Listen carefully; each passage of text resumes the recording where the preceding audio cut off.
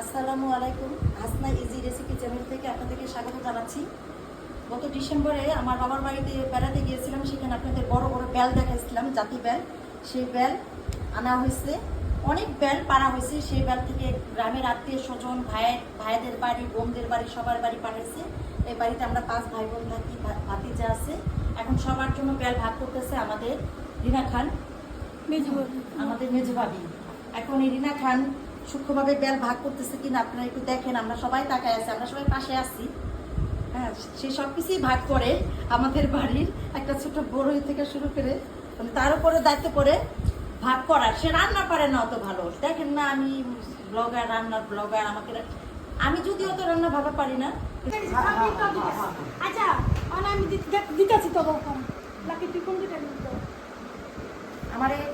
আমি যেহেতু ই করতেছি, আমার বড় বানিস্তা বল। হ্যাঁ, বড় দুটো নিব না। কাঁচা এই যে মানে চতুর মাত্রা খারাপ হয়ে যায়। দিছি দুটো এই যে এটা খালি